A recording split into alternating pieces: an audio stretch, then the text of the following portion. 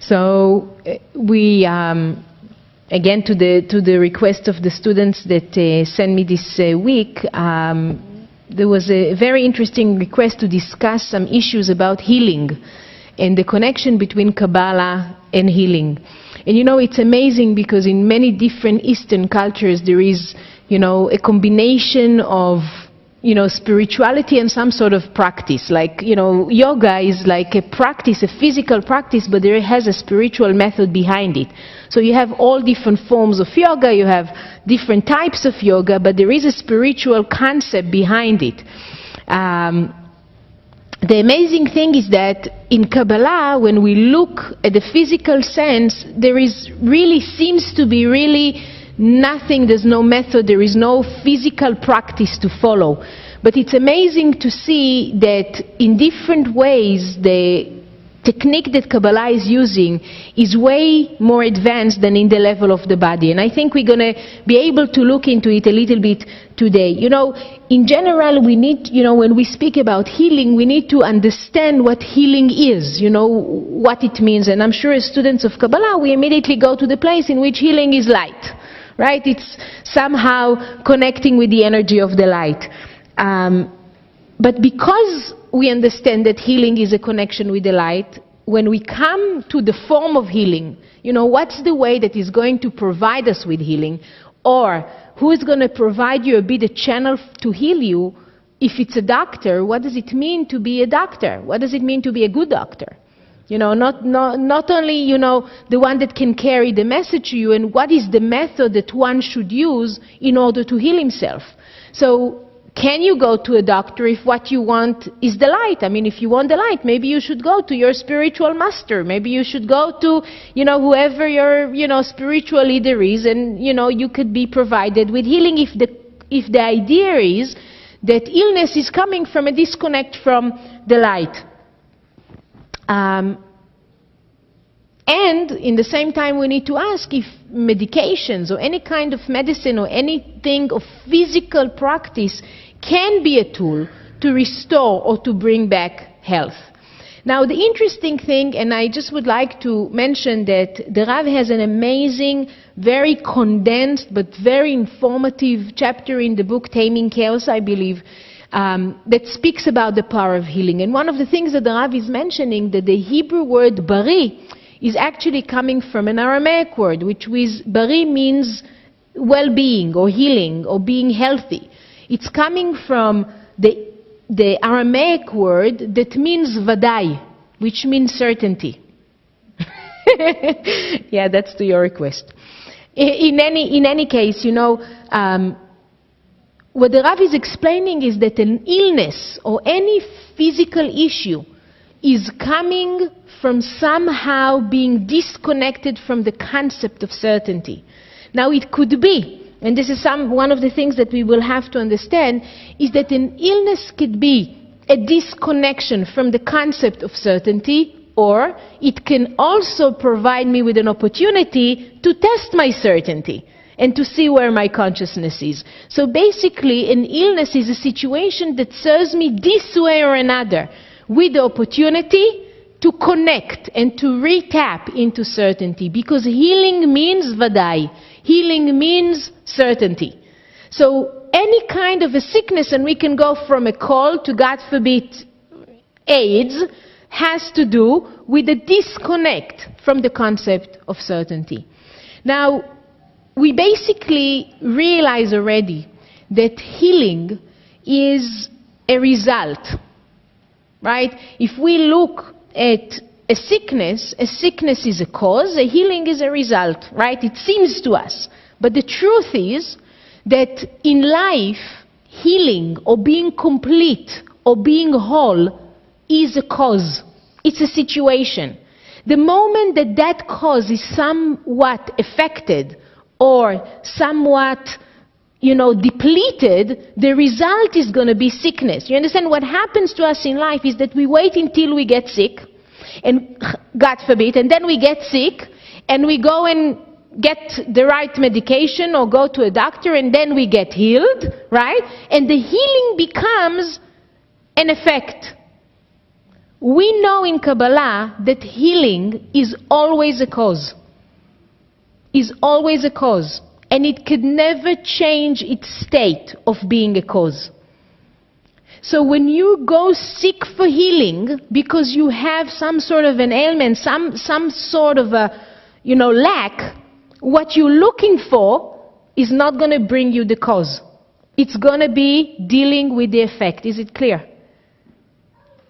Okay. Why not? At the moment, healing in our life is a result. Right? There is a problem, you go seek healing. Right? You go seek the cure. We're saying cure is the cause. Cure is always staying in the state of the cause. Because it's a form of being complete. So when we speak about healing, we are basically speaking about being included in the embracing flow of the light. Being part of the totality of the light. A situation of sickness is already being in whatever way disconnected or apart from that flow of the embracing force of the light. Now, the one thing that we need to understand is healing always connected with physical and spiritual. And the same way that we spoke about last night, about the fact that even in miracles, there has to be 1% and 99%. With healing, we need to cover the 1% and the 99% as well. But the question that we should raise is, what's the 1%?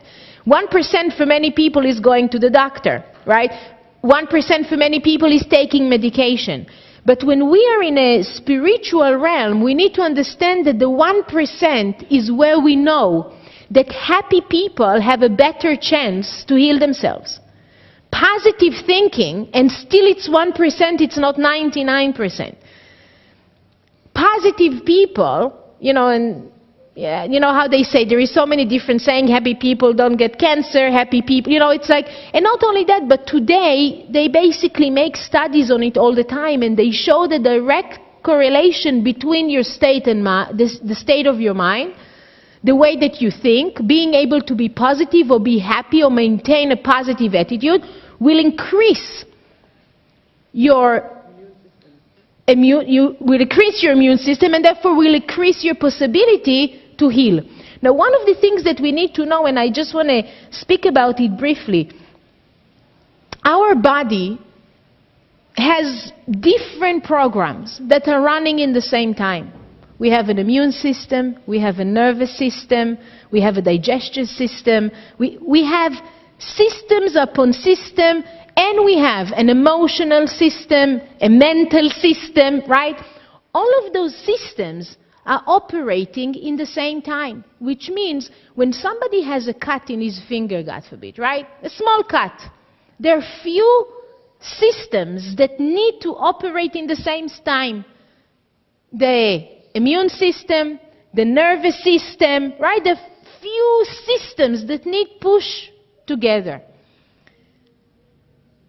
The way that we treat our body in the physical way, meaning being happy, eating healthy, exercising, will never give us healing.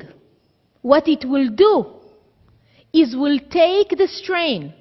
It will give a relief to the rest of the systems that are necessary for the restoration of the light to function freely. Meaning, if I have a cut in my finger, God forbid, and in the same time, my nervous system needs to take care of an emotional stress, needs to take care of my, digestion issues and pain that I have in my stomach, and whatever it may be, right? You can use your imagination. Therefore, it will be weak and not be able to handle the cut that I have in my finger. So one of the things that we need to understand is that maintaining or keeping our consciousness in the right place and working on ourselves spiritually will give the body the ability, the energy to take care of its own. The body does not need our energy. Doesn't need our energy. It has enough energy. A liver comes into this world with the ability to function for 190 years, or immortality. It has the capacity. The heart has the capacity to work forever. But what happens? Because the heart is charged with energy, when we come into this world and we are weak, we start to draw on the heart's energy. Instead of the light, instead of fixing our consciousness, instead of doing positive actions so I can reach out to the universe and draw energy, I start to pull on my heart's energy. So whatever it is that I choose to do, if it's to eat sugar, or if it's to take drugs, or whatever it may be, I'm straining, I'm pulling by taking drugs my liver, right? I'm extracting every possible energy that can sustain me for something that was not meant to provide me with energy. It's not the liver's job to fulfill me. It's the liver's job to support me. And therefore, the energy that the universe is providing us with, and you know, the Rav is really explaining, you know, and I suggest to everyone to really read this, because what happens to us is that when we get sick, it's really a situation in which we used up, we wasted an energy that was given to us. Now, in order for us to restore this energy, and the amazing thing is that Kabbalah is referring us to the ultimate tool of healing, which exists in the Zohar, in a section called the internal organs, right? I'm sure everybody is familiar with it, with the book of Pinchas. And in the book of Pinchas, there is a very short, I would say, paragraph that all the secrets of healing are in that paragraph. And if you read it, you see, besides the fact that it's extremely complicated, but the amazing thing is that all the internal organs are built one on top of the other. One supports the other. The well-being of our internal organs is dependent only on one thing, is on the way that we think. It's where our consciousness is. And the amazing mechanism of our body is that when our consciousness is not in the right place, those internal organs will take over for us. They will sustain, they will give us the missing energy. Because when a person says, and it's really genius when we stop to think about it, when a person says, God forbid, I want to die, I don't want to stay here anymore. If we follow the logic of it, the body should stop functioning. But it takes a long time until it happens. It takes a long time. The body, God forbid, is going to start to get sicker and sicker and sicker. But it doesn't shut down. You understand? It does not shut down. There is enough energy stored to keep a person going. That even though he does not want it to function, and the power of mind should shut it off, it will happen eventually, but the body has enough energy of its own. A person, God forbid, even tries to kill himself. The body resists and says, no, I'm going to give you the energy of life. I'm not going to let you, God forbid, kill me. You still have a tikkun to do. It's like really genius. It's really genius. When a person finally can actually get to that point, it means he used up all this energy. So what we need to understand is that there is a direct connection between the 1% and the 99%, because even the 1% in our body level is stored with tremendous amount of energy. Now, we also need to remember that somehow the biggest tool that Satan has in this world is sickness. There is nothing but, God forbid, but death that Satan can use as a tool better than sickness. If you think on one's life, when is the biggest doubts appear, is God forbid when we are sick. The biggest fears, losing control, needing to surrender. The fact that we don't really understand how things work. You know, how many really, even doctors themselves, right? When they get sick, panic. The more you know, the more you're afraid. So, one of the things that we need to understand is that Satan has an intention for us to be busy with our body.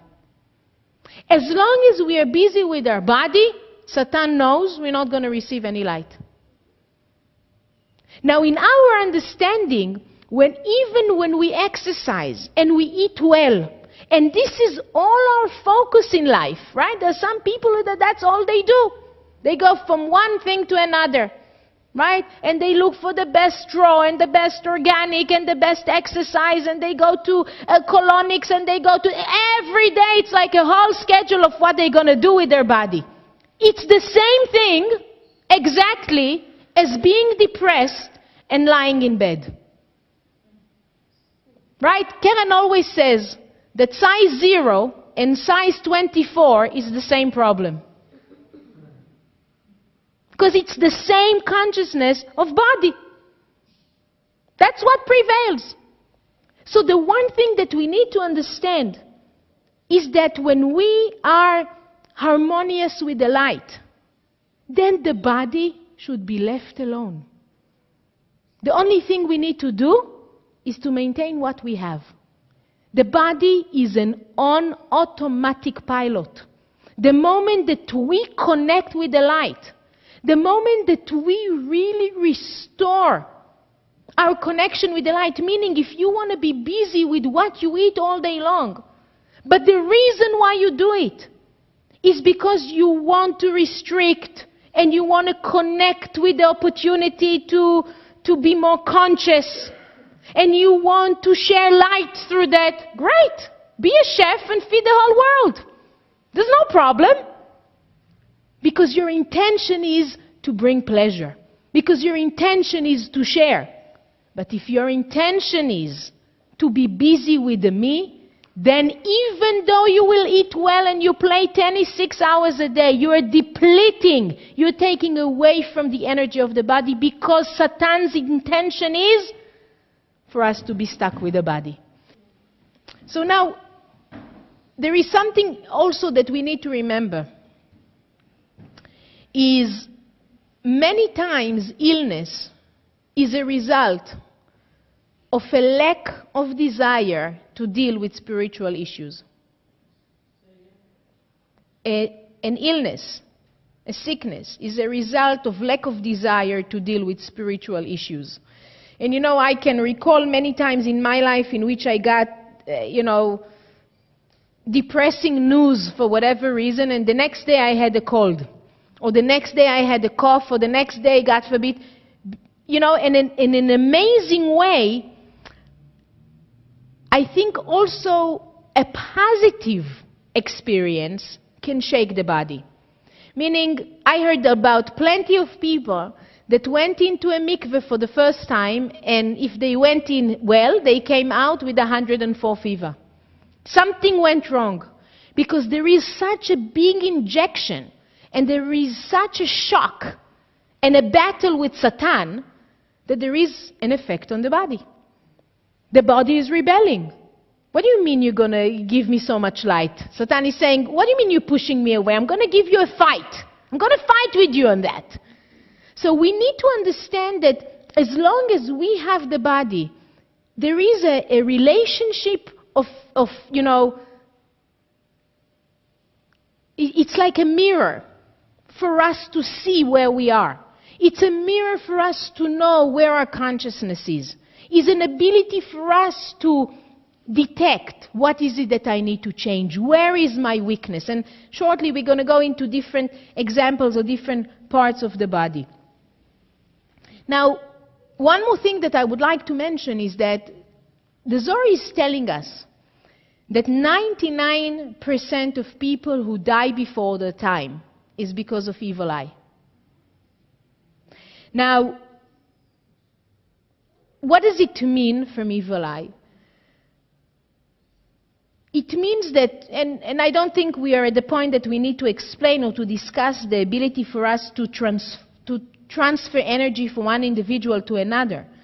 But evil eye means that in whatever way one individual can project his own lack onto the other individual.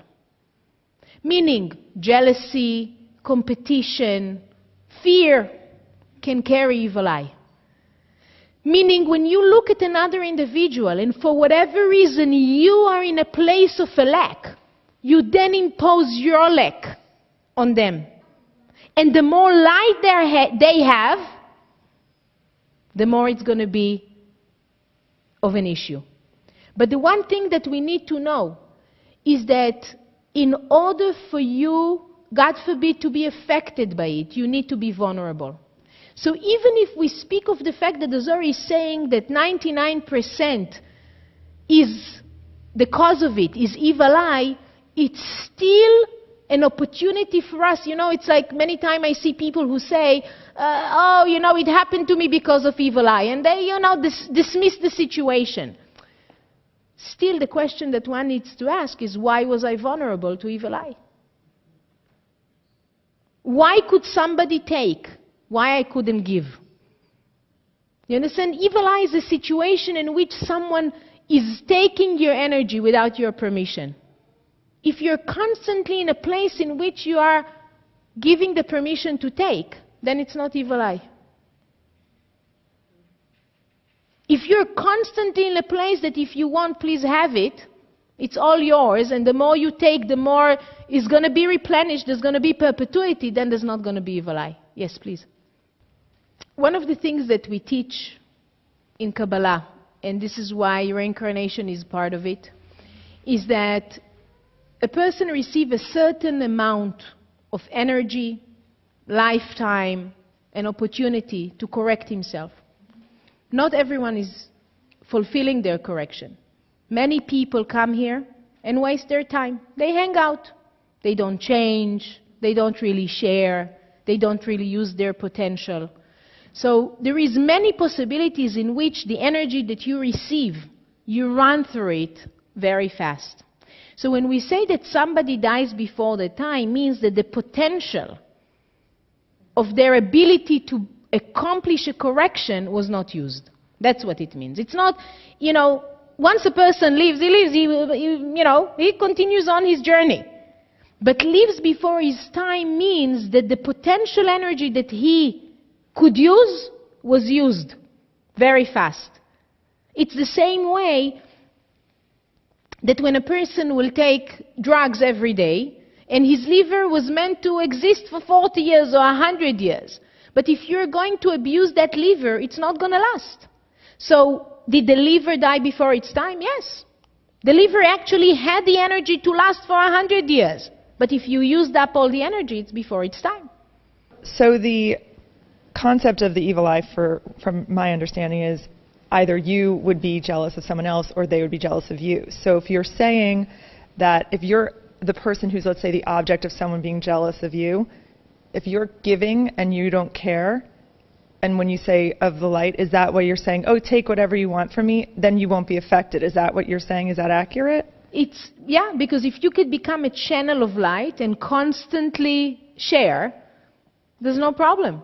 But when we are so scared because something is taken away from us, or not even consciously, because of ego, because of being, more self-aware than anything else, then we will be more vulnerable. Okay, this is sharing a personal thing about the evil eye. Before I even started studying Kabbalah, that was something ingrained in my family, coming from a Jewish background. And, I've had the red string around me since I was a baby, not knowing really what it meant, just knowing it's the evil eye. And I just thought, okay, superstition, these people are, overly worried. But, it's still a part of me of like, I can't help it if someone's jealous of me. So now hearing what you're saying, it's instead of, like, I always felt like I can't do anything about it. Like, am powerless of someone's evil energy towards me. And I always am like, oh God, don't be jealous of me. Like when someone says, oh, I'm so jealous, I'm like, don't say that. Yeah. So I'm overly sensitive to those words and to that energy. So what is your suggestion in your day-to-day of that? Is it you could have, I mean, obviously I'm not going to give everything I have to somebody just saying, oh yeah, if you are jealous of this, take it, because that's not the way. But you know what's important to see? It's important to go back, and really it's not our discussion today, but maybe it's important to mention it, that when you draw jealousy, it's always something that is out of balance, right? When you look at whatever, royalty or a position or whatever, figure you could look at the world, and you look at the person, you're not jealous. You could be judgmental, but you're not jealous because you know what it takes, right? When somebody is jealous of you, there is something that is off balance. A person can look at you and say, why did you have something that I don't have? Off balance means that you somehow not sharing what it took to get there. Maybe you don't have the appreciation to what you have, and there is certain situations in life in which when you drive through a refugee camp with a red Lamborghini, don't expect not to get an evil eye. But there is something that is not conscious about driving through that refugee camp with that car. There's something that is not aware of your environment by doing an action of that nature. So it's also allowing us to be more conscious that if somebody says, I'm jealous, somehow what you're communicating or what you're bringing out is something that is not balanced.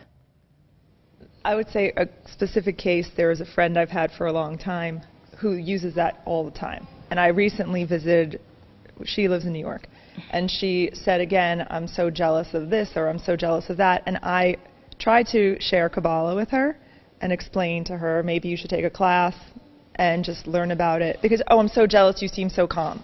I mean, it's like things that, it's like, well, I'm sorry, I feel calm. Like, how can you, you know what I mean? It's that kind of thing. It's not like, oh, I have this flashy outfit on. It's because I'm actually calm. You know what I mean?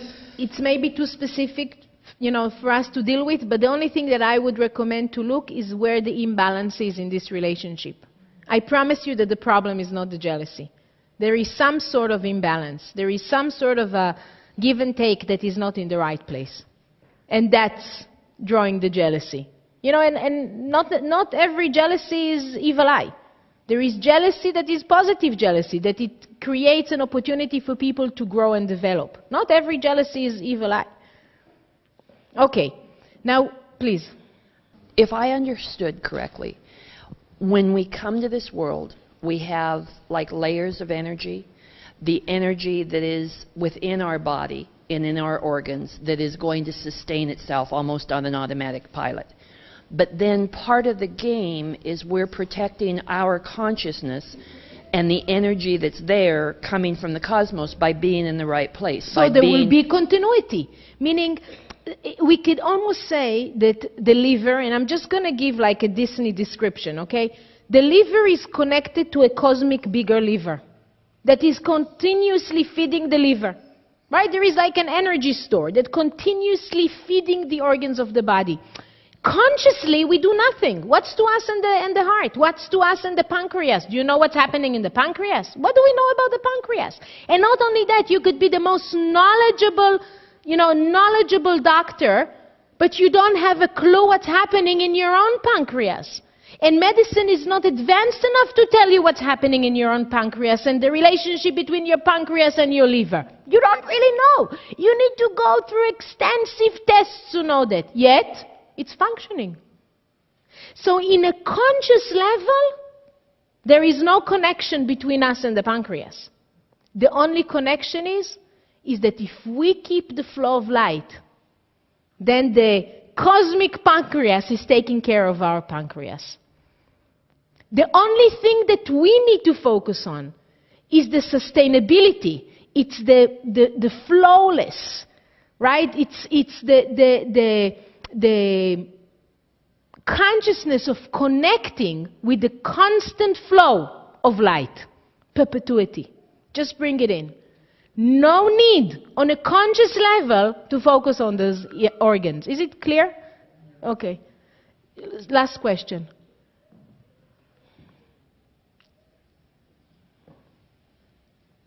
So, we're talking about healing, and and you know, like you were saying, jealousy is not the issue. It's always a deeper issue. And then we were always talking about, like, I need to heal that relationship, or I need to heal the relationship with my mother and my brother and my father and my sibling, you know. And we're always talking about this kind of healing, which, and you know, see the people that need healing, and you see them surrounded in light, and you use the Mem Ishem. It's so good what you're asking. So there's this other healing, because all of the... Why are we using the word healing? Why do we use the word healing in relationship? Because there's something sick, and I put it in quotes. No. You'll see it in a minute. Awesome. Then you go. I'm done. Okay. Before we get to this answer, I just want to mention that we always need to remember that what we have around us, basically our connection with the cosmos, is our body is really a microcosmos. What exists in our body in many different levels, if it's the organs of the body that correspond to the days of the year. If it's the fact, you know, we learned that basically there is the 4 elements, which is water, fire, earth, and air, right? So we realize also in our body, which is the fire, is basically our brain. The Zohar is saying this is actually the activator of the electric circuit of the body, which is the brain. And then we know that the water, obviously our body is, you know, it varies between 70 to 98%, right, of water.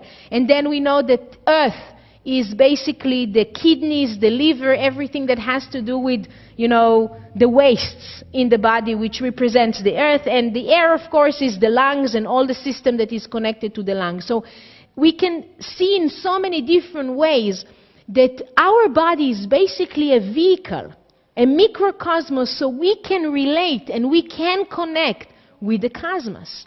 So it's not a coincidence, and you know, we speak about the hair in Kabbalah, that the hair is basically an antenna. This is our connection to the universe. This is where the light comes from. This is basically when you have inspiration, it comes through your head. It's an ability for you to connect with the divine. We need to understand that in the actual structure of our body, we are representing a bigger picture that exists in this world, that basically serving us as a vehicle to connect with. Now, based on everything that we said, we want to understand, what does it mean, a doctor? What does it mean, a healer? And at this point, I must say that according to Kabbalah, it doesn't matter truly who you choose to be that person, but you need that person. Healing is dependent on a third party. Why? So simple. 3-column system, but why? You're an empty vessel. You want the light. You need restriction? That's the doctor. When you perform a wedding, right, a ceremony, there is a groom, there is a bride. Why do you need the priest, the rabbi, whoever is there? Central column. Plus, minus, central column. The reason why we are looking for that doctor, the reason why we are looking for that healer, the reason why we look for something is because of the need of the central column. Now, the physical central column, which is the healer or the doctor or the medication or whatever it may be, must be a result of an internal restriction. Yeah, when we are going to the doctor and we didn't really cover first our own restriction, meaning not seeking for the immediate relief, not saying I'm a vessel, right? I want the healing, give me the Tylenol. When we are actually saying there is an illness, there is a lack, something is not functioning, but I'm going to restrict. And I'm going to take the time to ask myself what is truly wrong, what's missing, where is my disconnect. I got the lesson, then I go and I can be healed. And my form of healing is individual. There is not one that is better than the other. But what's important is that we will understand the role of that healer. And for that healer could be whatever you want. Because when we speak about ancient times, or when the Zohar discussing the healer, he speaks about the Kohen. Who was the Kohen? The Kohen was that individual that in the desert, when Moses says, Mila Hashem Elai, who is willing to give unconditionally, 3,000 people stepped forward and said, I don't care what you want me to do. I don't care what it's going to take. They had such a force of sharing, uncontrollable force of sharing. Out of 3 million people, 3,000 stepped forward. That uncontrollable energy of sharing, of chesed, of right kalam energy, was so strong that it stayed on a DNA level. A Kohen was the healer of the ancient times. So if there was a sickness in whatever way, if it was leprosy, it was the Kohen that would heal it. No matter what it was, to restore the connection with the light, you had to go to the Kohen. But the amazing thing that we learn in Kabbalah, and the Rav says it so often, is that basically a doctor is like a plumber, right? He can take the two pipes and put them together. He can take care of the foundation. But the fact that the energy would flow, it's for the light force of God. The role of the doctor is really to serve as a connector between the right and the left, between the desire to receive and the desire to share. But it's the restoration of the void of the light that is actually going to bring the healing. You know, the Talmud is saying that the best doctor to hell. That's how it says. Atov shebarofim legehenom. The best doctor should go to hell. Why? Because the role of a doctor, it's one of the most difficult one of all. One of the difficult one of all. It's not because they're bad. On the contrary. The ability to understand that you need to be a channel and to be in service of the light force of God without any ego attached to it is a huge challenge. A huge challenge. To be able to look at the situation and say, you know what, I'll take responsibility so the light can flow here. It doesn't happen in any other area of life. It doesn't happen.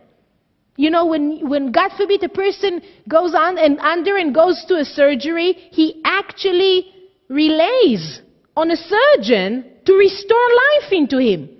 When you go to the bank to get a loan, or you go to a lawyer, or you go to a structure engineer, you do not depend on these people to restore the energy of life for you. A doctor's responsibility is to restore that energy of life. It's a huge spiritual task. And I don't want to even go into that place in which a doctor that has ego can never heal. He could be the best surgeon of all. He could be the top doctor. But if there is a lot of ego there, that person cannot serve as a central column.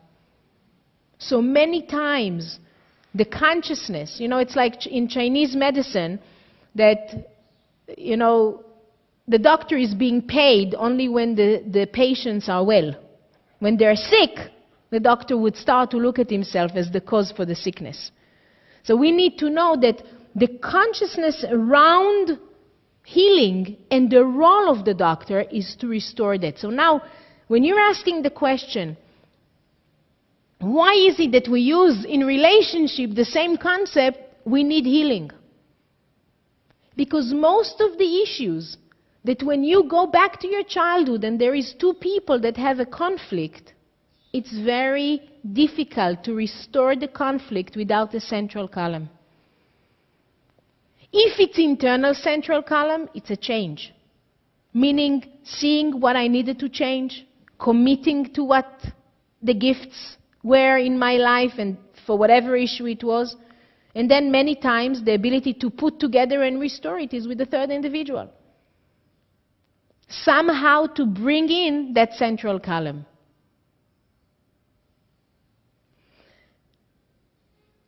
So now, that leads us to another short discussion about medications.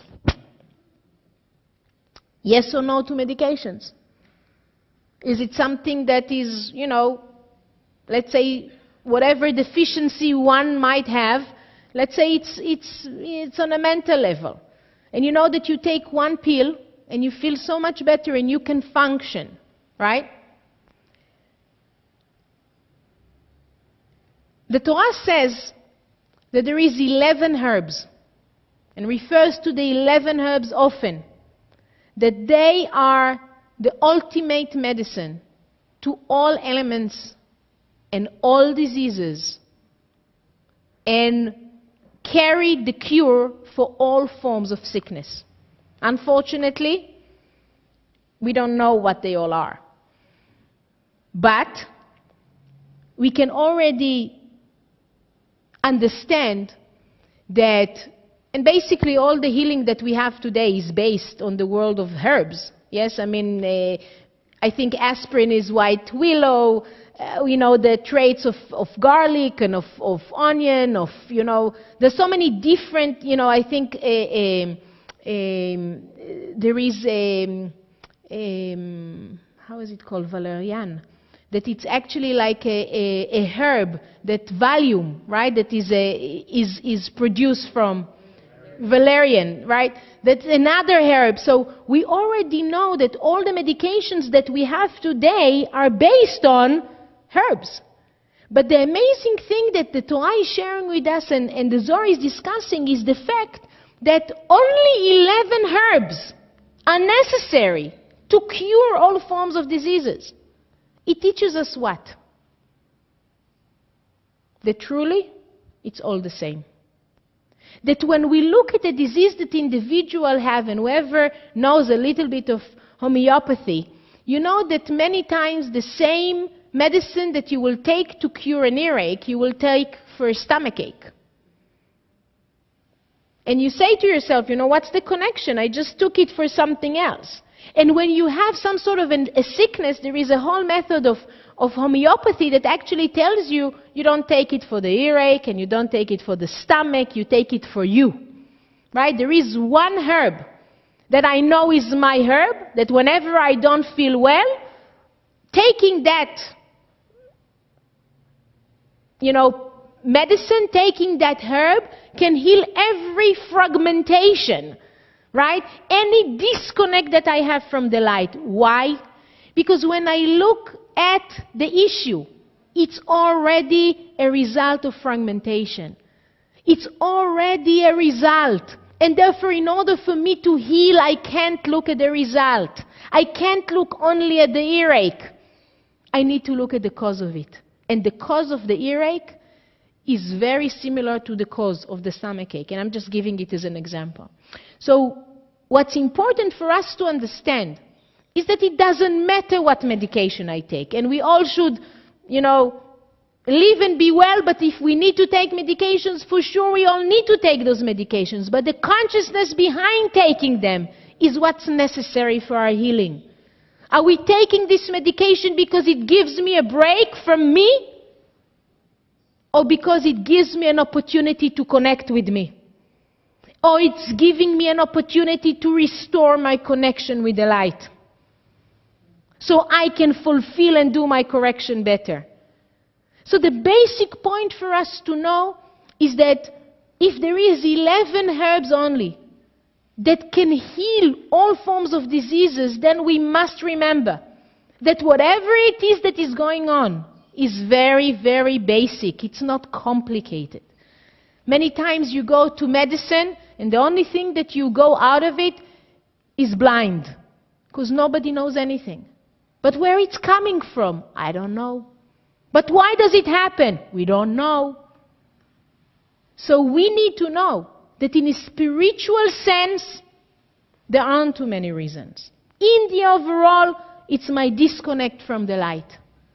More specifically, they're saying 11 kinds of herbs because might be 11 kinds of issues. It's not complicated. It's simple. And when you find the root of it, then the medication will start helping. And once the medication starts helping, possibly, in whatever time, you won't even need that. Because once you correct and once you change, then there is no use for the medication and no need for it anymore. Please. Why don't we know the 11 herbs? Because maybe we don't have the merit yet to know. We do have the names, we don't have the herbs.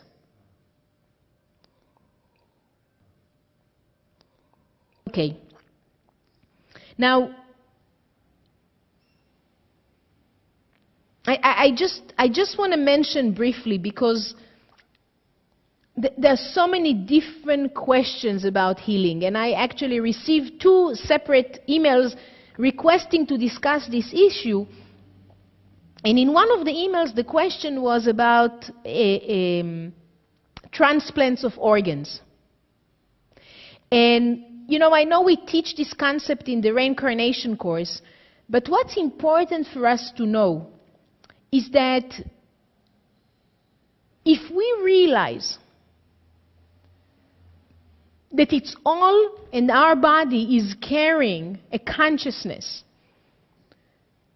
then every issue, if it's transplants, if it's abortions, if whatever complicated issue you have, asking about medication or wanting to know about certain drugs or wanting to find out the healer, is once you get the concept that we are discussing today, then you have the answer. Then you have the answer. What happens with transplants? And let's just use it as an example, because I don't want to go into all of these different examples. But you can give yourself the answer. What happens with transplants? Organ carries energy. An organ carries an energy that is individual to each and every one of us. The energy that the liver, that you got and I got, 2 different energies. My liver is a force that can support me in my tikkun. Now, we want to exchange livers. Chas v'shalom. 2 people want to exchange livers. Right? They want to change their livers. What is the liver carrying? DNA. What's the DNA? What's the DNA of an individual? What's the DNA? It's the combination of your tikkun. It's the code. It's the code of your tikkun. So forget about the liver. I was asking Karen last week about blood transfusion. When we come into this world, we have a new tikkun, right? We got a new set of tikkun. But somehow, we have memories from a different lifetime, right? We have unexplainable fears. We have unexplainable urges to do certain things. And when we start to look spiritually, we realize it's from a previous lifetime. So my question to Karen was, where is it stored? Where is this memory? Where is it, in our body, where does it last? The soul, okay, but where is it in the body? Right? It could be the blood. The blood. So when a person receives even a blood transfusion, and what I'm saying now is not to get a blood transfusion. I got a blood transfusion myself, okay? But we need to know. We need to know that at the moment that you get a blood transfusion, you're receiving a memory of a previous lifetime and a present lifetime of another soul. And maybe it's part of your karma to receive that. Maybe it's actually an energy that you need for your tikkun, right? That it's going to help you overcome something, or it's going to disturb you to understand something. But it gives you a consciousness. It's not only a physical way to keep your body functioning and going. It's also a spiritual process. So once we understand the principle, then we know that it's all tied together. Now,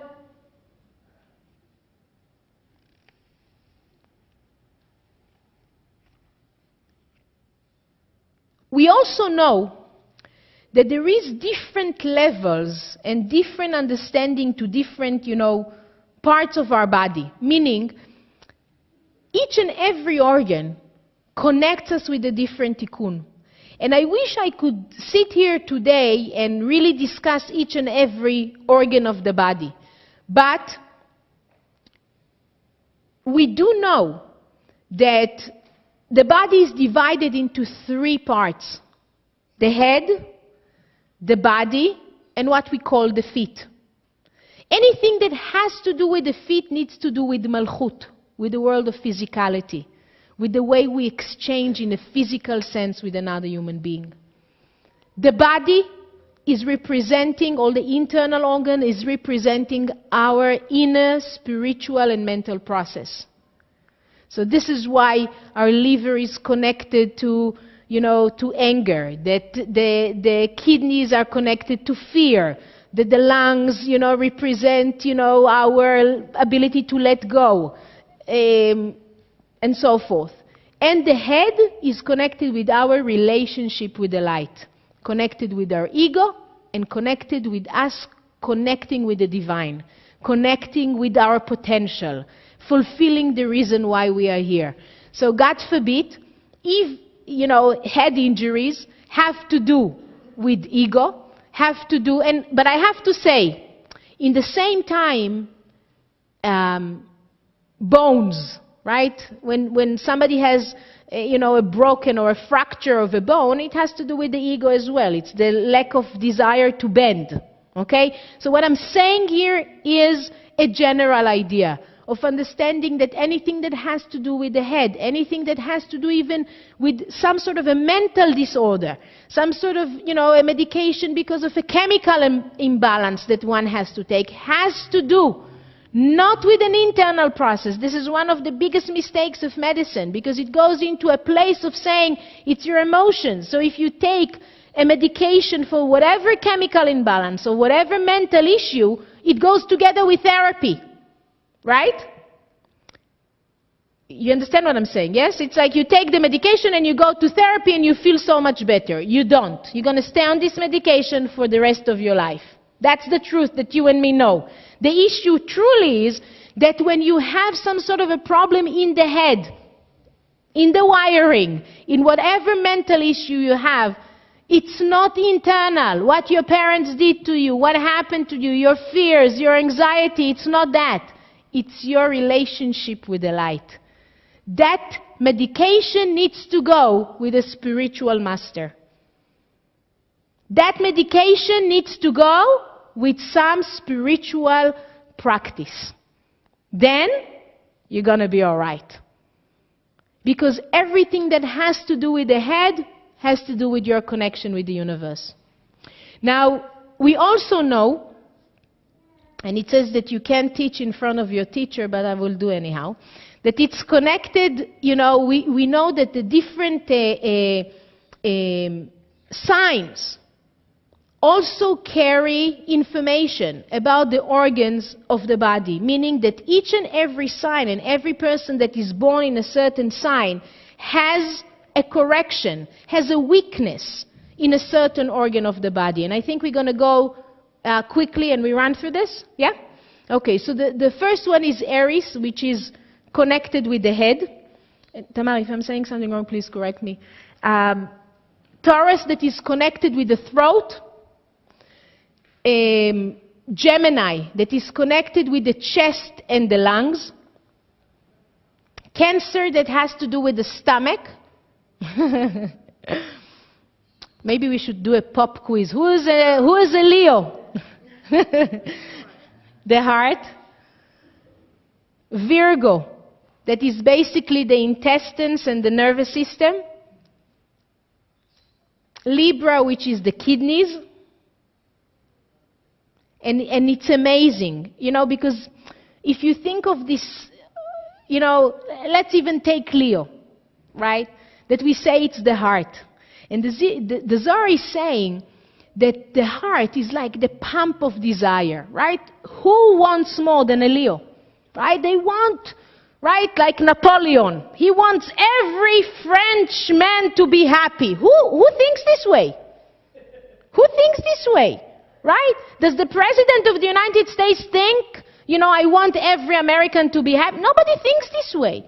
So the capacity and the reason why there is weakness of the heart is in that way. We think of Libra, right? That is the kidneys. The kidneys have to be to do with fear. So we need to understand that it's all about, that there is a correction related to every organ in our body that has weakness. Because our strength is always our weakness as well. Our blessing is our curse as well. If somebody has a huge desire and tremendous, desire to change the world, guess what? That great desire is also a huge responsibility. So the great desire is an amazing gift, an amazing ability, but an amazing burden in the same time. So usually our gifts are also our weakness. So the reason why we run through this organ is for us to know. Notice that I stopped before Scorpio, right? that our strength comes with our weakness, and the fact that we know, what our correction is, what our sign is, and which organ do we need to learn from, enhance, support, receive, have communication with, will also support us in the process of our correction. The sign of Scorpio is the sexual organs. Sagittarius is the liver, which is quite obvious because there isn't a sign, I think, that have a greater anger issue than Sagittarius.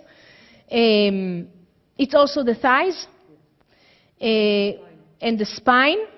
Agan Yerechaim. I thought, yeah, it's the whole spine. Capricorn, which is the knees, the bones and the teeth, which again correspond to a tikkun, which is amazing. Aquarius is the blood circulation and the ankles. And Pisces, which is the feet, which all they need to do is to land. Right? Pisces, right? They need to land. They need to have some sort, what's called, to have their feet, on the ground, to be able to come out from their imagination. So the one thing that we need to understand is that